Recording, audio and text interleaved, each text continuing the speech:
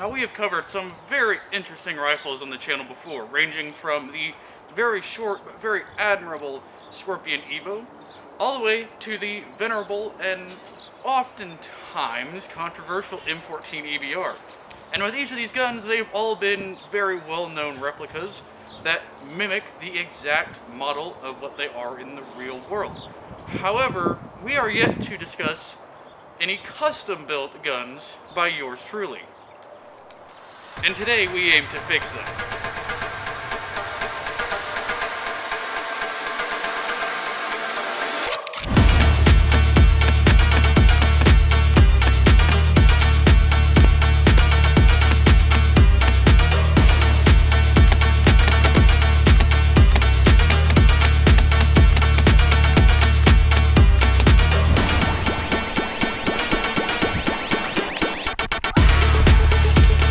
Safety!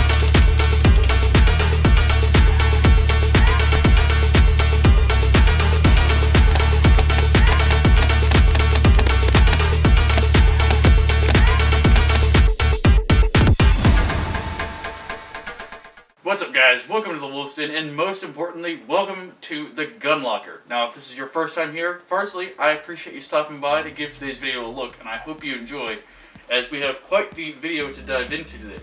I won't be using my gloves today, so you're going to get some good hand action here. But today, we have quite the piece to look at. Now, this is a weapon that you guys have seen many, many times on the channel, and one that has caught a lot of your guys' eye, if you will. This is one that not a lot of people know, and I don't expect you to, because this is a custom build by yours truly. Now, this gun does take some inspiration from quite a few guns, and we'll discuss that here in just a little bit. But before we get into that, I would highly recommend, if you guys want to see more awesome gun content like this, or gameplay, or even teching videos in the future, be sure to let me know down in the comments below. And specifically, let me know what guns you guys want to see me deep dive into, or what techniques in teching or gameplay you guys would like to see down in the comments. Let me know, and I will be more than happy to do it, because I love to make videos for you guys and share my love of the sport of Airsoft, my love for firearms in general, and just super cool shit like this every single day with you guys. So be sure to let me know down in the comments below what you'd like to see next, and I will do my best to accommodate. Now, getting into the beginning of what we have in front of me. To start off, some of you might be wondering, well, what is it? Or what's it supposed to be?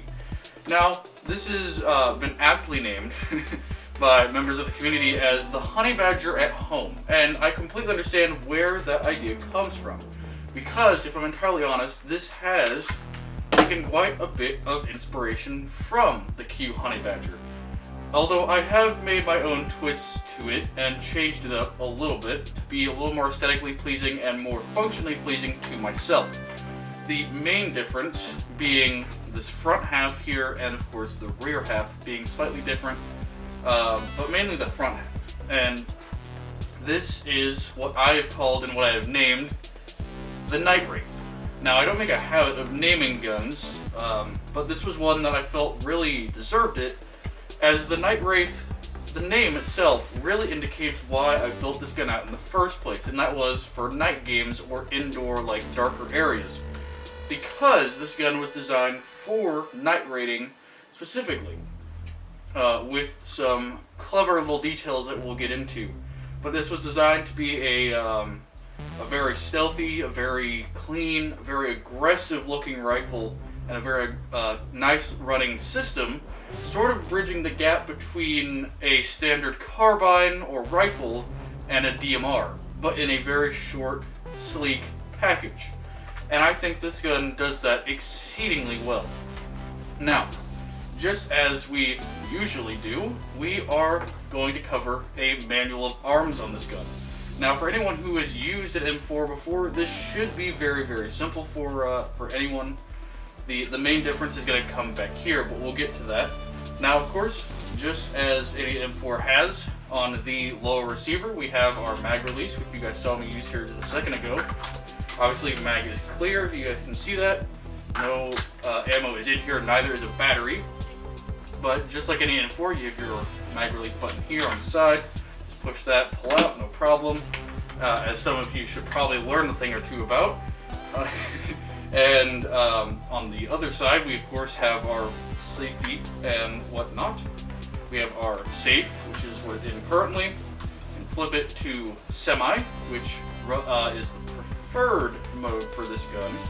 And we have the giggle switch, as some of you like to call it, or the full semi-automatic fire mode, because, you know, YouTube friendly. But I do not run it in that full semi-automatic or the giggle switch, and that's because the alignment is slightly off to use this particular system with, and I'll talk about that later. But that third pin, if you will, does not, unfortunately, does not work on this particular system, and to be honest, I don't know that it needs to. She's spicy. Kind of like a Latina on the first date when things don't quite go the way she expected. She's spicy, and she can be mean. But in the correct hands, she can be very, very useful, and very, very gorgeous. And I will say, just before we get into the nitty-gritty, this gun is, I mean, it's just a look. It's got a very sleek and very sexy look to it. If you disagree, let me know in the comments below, but my personal taste preference, I think this gun looks real good. So, just as we normally do, I apologize for hitting the little line on the bottom of the table. Kind of long, something you may not know about yourself, but it's got some length to it. Now, going from tip to butt, as we typically do, we will start with what is at the front. And I'll do this so you guys can get a nice clean view here of the tip to the top, or to the butt, tip to the top. Yeah, from here to here. No, from here to here. Apologies. Now, we're gonna start with our front end here. The main function of this Maxx suppressor is to house a tracer unit. As I said before, this gun was made for darker environments, sort of like a dark kit, if you will. You know, like the sneaky breaky in the middle of the night come to snatch your girl sort of vibe.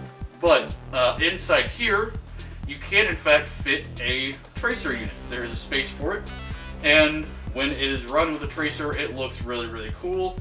But as of right now, there is no tracer in it because I have not been to a night game in quite a while. But it does. That is the main function of the suppressor, or Maxx suppressor. Now, the main question: does the Maxx suppressor in fact make this gun quieter? Anyway, moving on, we have our handguard here at the top. This is a 9-ish inch handguard here on the top, and it is very solidly built. It is made out of CMT aluminum, so most of your heft is going to come from this handguard up front. And underneath that, obviously, is your outer barrel that houses your inner barrel and such for an airsoft gun. But we'll get to those specifications here in just a little bit. Moving back a little further, we of course have our upper and lower receiver, both of which are made out of polymer. Nothing too crazy going on there. You've got your little dust cover there that holds open. Can't close it, unfortunately, but for an airsoft gun, that's not too big of a deal because you can just get access to the pop-up unit that way anyway. So I really don't complain, and it gives you a nice view of the engine that we're running in there. We'll get to the internals a little later. Behind that, we have our standard A2 sort of M4 grip. Moving from there, we have our trigger, of course, which is just a standard M4 trigger, nothing too crazy. Same with the charging handle. The charging handle is non-functional, so nothing really crazy to report there. But moving back from there, we have the next interesting piece, which is our stock. Now, right now, it looks rather small, but if you simply give it a nice firm tug, it goes from being a millimeter Peter to a nice schlong there. I don't know why I make these jokes, it just happens, okay? Don't ask me. But we go from fully collapsed there on the stock, like so, and you can pull it all the way out with a simple tug, which I really appreciate. This is from KWA, that's what the stock model is. and it's really cool. Like, it feels super satisfying to have it all the way down, and then when you're ready to rock and roll, you just boom, like so. It's super satisfying out on the field to do that. It's super cool, a little bit of flair, but it works super well as well. So it gives a nice firm seat into the shoulder there, which is really good. So any of my CQB style stock lovers like this, you will appreciate a stock like this on this particular weapon. So it does have multiple positions, of course. This is the furthest out one. You guys have seen the collapse version, and this is about the midpoint. It only has 3 positions. Has that full length, this one, and then all the way in, like so. So not a lot of adjustability on the stock necessarily, but for what it is, this is about all you need on a shorter weapon platform like this anyway. So nothing too crazy going on there. Now that we've covered the basics here, I think it's time to take this bad girl on out to the range, quote unquote, just outside, and we are going to see how she does when she's all kitted out and ready to rumble. So, you'll hop with, let's go check her out. Alright guys, so we are back outside here, and as you can see, we have the Night Wraith all lined up. We're actually going to be running this thing as spicy as we can get her, just to illustrate how much power there is behind such a short gun. Now, we are going to be running this thing at 120 PSI, I've got it all lined up back there, and we're going to be running some 3.2 gram BBs. See, that's what I'm talking about. See, just like that. That is amazing. Oh, hell yeah. So, we got some targets down here that we're going to be flanking at. Cans. That's fine. Just as Brandon Herrera mag dumps into White Claws, we today are going to be dumping into some empty cans of A&W cream soda. Mainly because I don't want my backyard smelling like cream soda. So we're not going to be using any full cans. So I think that'll be enough to illustrate the power behind this particular weapon system though. So let's go ahead and get ready to send her.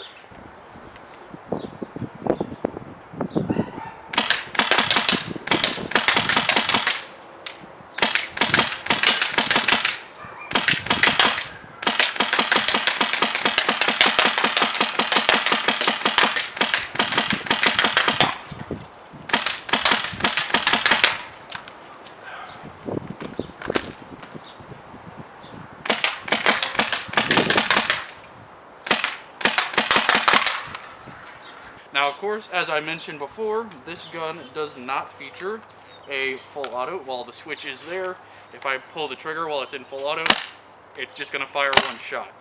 It's not going to be shooting more than one at a time.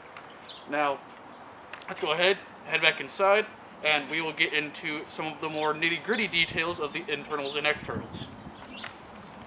Alright guys, so we are back inside from being out at the range. I'll go ahead and pull the mag out, put that down.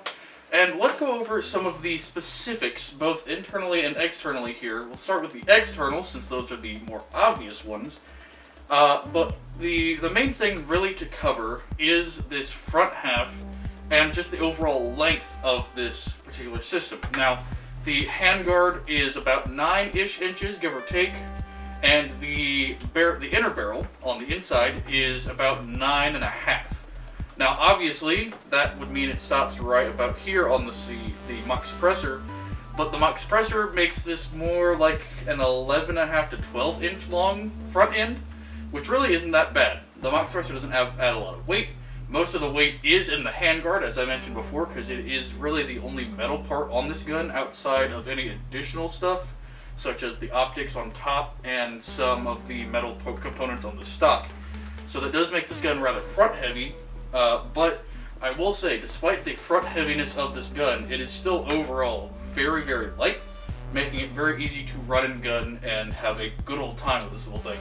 And it's just an absolute menace out on the field, which is a lot of fun to get out and plank with, whether you're doing just random shooting out into trash, as we were doing just a minute ago with the A&W cream soda cans. But really, the main thing that I glean from this particular system, and that some of you may have already picked up, is this looks a lot like another firearm of a different genre, if you will.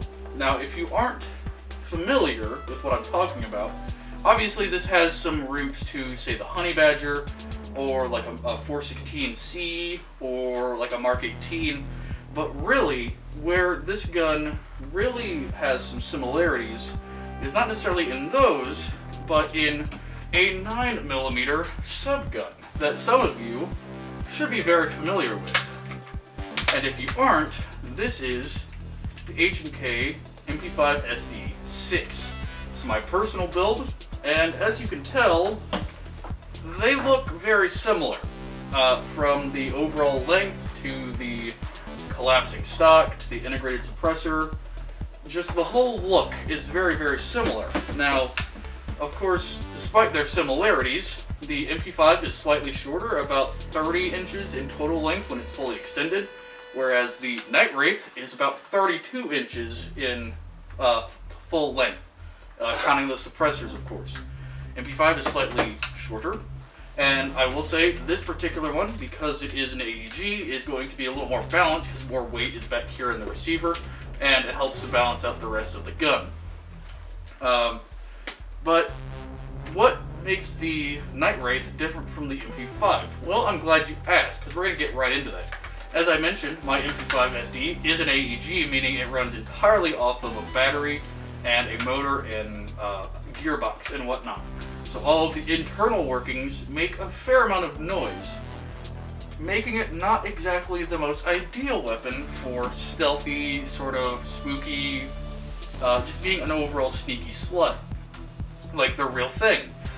This, on the other hand, as you guys have already noticed, is not an AEG. It is an HPA system.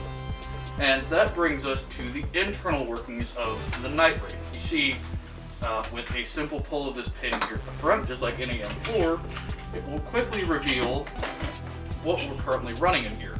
Now, before we get into the engine, obviously we have our little barrel set up here. This is the inner barrel with our Maxx model rotary style hop unit, a Prometheus Tightbore inner barrel at a 6103, 275, 272 millimeter in length, so very short, all things considered. And it is currently running a Maple Leaf Omega hop-up tensioner, like I do in most of my builds, and a Prometheus Purple flat-hopped bugging. That is, again, a custom edition of my own. I've done a video on that for the ECR.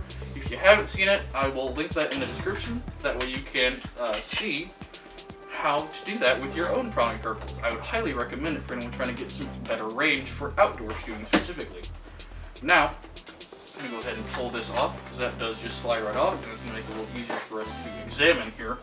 So, most of the inner workings come from this. Now, to the uninitiated, you might be thinking this is a Polar Star fusion engine that's currently inside this gun. You would be incorrect, though. Well, I entirely understand why you would think that, as there aren't a lot of like full gearbox systems like this outside of the Fusion, Mancroft, or however you pronounce that. I apologize if you're watching this. I'm not entirely sure how to pronounce that. I'm sorry. But that is not what we are currently looking at here. This is actually a bit of a rare specimen. This is made by a company called Valken, and this is their V12 engine. Very similar to the Polar Star Fusion engine, the only difference being, or the main difference being, the V12 was designed for DMR platforms, which the Night Wraith is not. It is more of what you would call a carbine, or like a smaller rifle for the uninitiated. It is not a DMR, despite what some airsofters will tell you. It is not a DMR, but it performs like one. You see, the V12 that I currently have in here has not only the capability of higher FPS, higher ranges, better accuracy, but I have the outdoor field limit nozzle, the red one, as Valken made, I believe, a silver, a gold, and the red one, but it came with a black one stock. And with this red nozzle and the barrel and bucking set that I have running between 80 to 120 psi, this gun is capable of getting upwards of somewhere between the range of 360 FPS all the way up to 470 feet per second. Now, if that doesn't sound spicy to you, allow me to elaborate. Most snipers out of the box struggle to hit 500 FPS, and this gun is only 30 FPS behind it. And that's running in a very, very small package. Very, very small barrel length, which again, most snipers, move that out of the way, most snipers are running a barrel length 2 to 3 times as long as this. Now, if that's not some scary, I don't know what is. Because this thing, as many of you will know, is an absolute unit out on the field. Now, would I recommend this sort of system for indoor play? Probably not. I don't know that the refs or the other players you are in an indoor scenario with would appreciate this kind of build. Can the V12 be used indoor? Of course it can. You just have to tune it to do so. The tuning is all done via the trigger when the battery is plugged in and no line is connected, simply by manipulating your fire selector and doing a series of holding or releasing on the trigger. That's how you tune this entire system. There's no FCU, no electrical component like the Polarstar fusion engine has. It's all done through the trigger, very similar to how I believe Titan, some of their MOSFETs do a similar sort of setup where you can tune it all through the trigger if you would like. But this system is very robust, and it's very nasty when coupled with the smaller, lighter weight package that I currently have it in. I gotta be honest, it's perfect for this sort of work. Now, the last thing to consider is the battery space. The battery is held back here in this little stock opening. There's plenty of room down in there, no problems whatsoever, and it just connects to a simple HPA battery. I typically use a 7.4 milliamp LiPo from Amped. Again, not sponsored, but I just like that little battery. It's very light, but it also fits into this little compartment very easily. And this would just replace any standard buffer tube, no problems, no questions asked. You take your buffer tube off, slap this bad boy on, and you're good to roll. Now, go ahead and close her back up, and we'll go ahead and talk about some of the external modifications that I've made. Let's talk the externals. Obviously, the gun itself is built off of a Stinger 4 from Spike's Tactical, with this sort of handguard and the lower. The major things that I've changed on it, of course, being the stock. This is from KWA, I believe off of their TK45 series of little subguns and sub M4s. I grabbed it one day and was like, hey, this would be a cool addition to this gun. And I was very much not surprised by how correct I was. Up front, obviously, we have that Maxx suppressor housing a tracer unit when needed, as well as some Magpul rail covers here on that side, as well as on this side. And there's also a small XTM right in front of my Magpul vertical grip. Why is that there? Well, because, ladies and gentlemen of the jury, I like to have a slightly modified grip. I do not hold the vertical grip like this, as you see some people doing. I prefer to have my thumb interlaced over the top, and my index and my middle finger at a more of like a flat angle, and then my ring and pinky finger more at a vertical angle, like so. And that's just a more comfortable grip. The vertical grip here is more of almost like a hand stop in a way, and that XTM panel gives a little extra grip for my index and middle finger when I am holding this particular weapon. So that is just my personal flavor. And then of course up top, the thing that probably catches the most eyes is the optic setup, which is a G33 flip and an EXPS 03. I'm sorry, I forget the numbers for this. It's an EOTech. It's just a normal Holly sight with that G33 flip, and I think that rounds out the look quite well, if I'm honest. Of course, I do run a scope cam up front that way you guys can see where I'm shooting, but that is not on here today, as I really don't think it needs to. But that's neither here nor there. And the last thing really are the mags I'm using, because some of you have asked what mags I use for my various weapons, so I figured it was a good chance to insert that in here. These are Ares A-mags. The A-mags themselves do not come with this blue strip. That's an addition of my own. Not only to number them, that way I know which mag I'm on, but also it makes them easier to identify should you, drop it. And, it's off in the weeds, it's off somewhere else. That little blue strip makes it much easier to identify rather than just a black brick hiding in the grass. And I can tell you from experience, I've dropped these before, that blue strip is a lifesaver.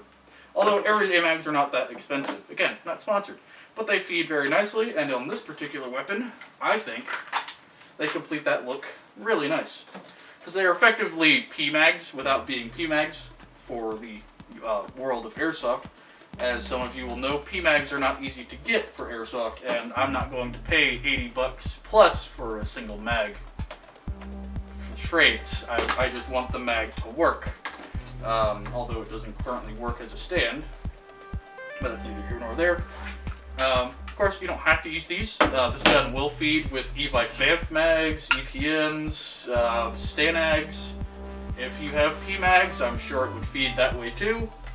But for my purposes, Ares A-mags are the way to go, just aesthetically and functionally on this particular weapon. And I think with that, actually, that's going to bring today's video to a close. Thank you all so much for watching to the end. I hope that this was informational or helpful for your own build, or you just straight up enjoy hearing me talk nerdy gun shit just like this in front of all you guys at my little table here with the guns and doing whatever have you and kind of telling you why I have what I have and how they run. If you did enjoy, and you haven't already, be sure to subscribe for more content just like this. We're going to be doing some more here before too long, and of course, if you want any particular weapon on the docket, I of course have my MP5 here that we have not done a review on, but has been in a great many videos. I also have my FAL, I have an AUG, both of which I know you guys would like to see in a review, because you guys loved the FAL video, so that one's coming out very soon. And the AUG I have not busted out for a video just yet, but I will here before too long, don't worry, we'll get to it. Many of you have been asking about the AUG, whether or not I like it, I dislike it, and I can tell you I'm a fan, since it was my first rifle ever. We'll get to that story another time, but again, be sure to subscribe so you can hear exactly how that went and how much I hated my life for doing so. Be sure to check out WolfDenApparel.store to help support the channel and do more cool shit just like this, more awesome videos, teching videos, more gun purchases to aid in the channel's collection, and I get to show to you guys, of course, just like we did with the FAL here recently. Thank you again for allowing us to do that by going and purchasing merch over at WolfDenApparel, or by coming over to Twitch and doing super chats, donos, whatever, over on Twitch. That also helps immensely. We would love to have you over there, even if you're not planning on giving money. I love to see you guys answer questions and just generally have a great time with all of you, and as some of you will know, many of you get to come and hang out with me personally during gameplay, whether it be playing games, just talking, kind of discussing gun stuff, airsoft stuff, gaming stuff, whatever it is. We have a grand old time over there, so if you haven't already, be sure to check that link out down below in the description and come and say hello over on Twitch, where I stream every Monday, Wednesday, and Friday at 6 p.m. U.S. Central Time, at least for the time being. That might change, whether we throw in some more streams here and there, or some surprise streams from time to time, which I've been known to do. But again, thank you so much for watching to the end. I greatly appreciate it. And as always, this has been Wolf, and I hope to see you guys next time I hit the field.